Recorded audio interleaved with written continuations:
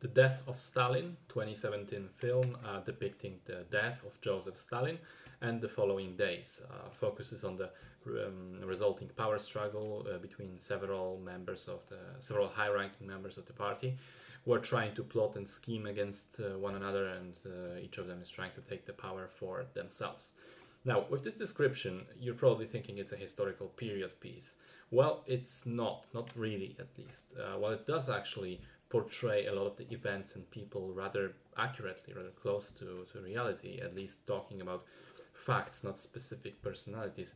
It's a dark comedy done in this classic British style. The first interesting thing that the creators have done rather well is approaching the problem of language. So if you cast Russian actors in such a film and have them speak the actual language, problem is nobody will actually go and see the movie in the West. So traditionally what you do is probably have Western actors speaking English with those horrible Russian accents, which is always a bit clunky. So what they've done instead here is just have the cast speak English like they normally would, with the specific English accents matching the respective Russian counterparts based on the social standing and class and region of the character that is speaking. I hear the same thing was done in Chernobyl, the TV series, although I have yet to see it. And the result is that the movie flows surprisingly seamlessly.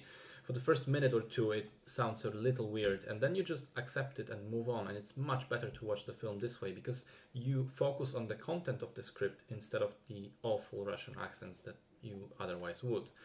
And if anything, it even increases the comedic value because those old Soviet politicians are throwing these very recognizably English insults at each other all the time.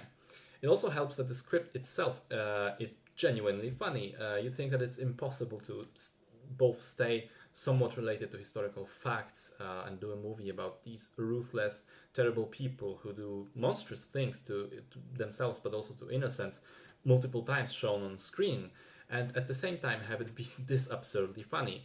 As I said earlier, it's this unique brand of British dark humor, sometimes really dark. It's witty, it's intelligent, and sort of quick. Shouldn't be a surprise though, because one of the main characters is played by Michael Palin from the Monty Python. There's also not a lot of modern Western movies done about this time period and this region. So it was interesting for me to see it in visual terms. On the one hand, everything is crisp and sharp, as you would expect from modern cameras. On the other, there's a lot of there's the prevalence of those grays and washed out blues and greens and browns, very prevalent in the aesthetic of the Soviet era. The highlights of the movie for me were the two central performances, actually. Steve Buscemi as Khrushchev, and particularly Simon Beale as Beria.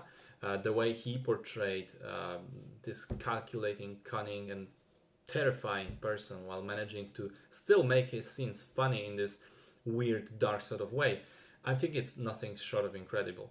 I loved The Death of Stalin. I think it's a creative mix of drama and comedy. It's well made, it's well paced. Basically, no complaints from my side.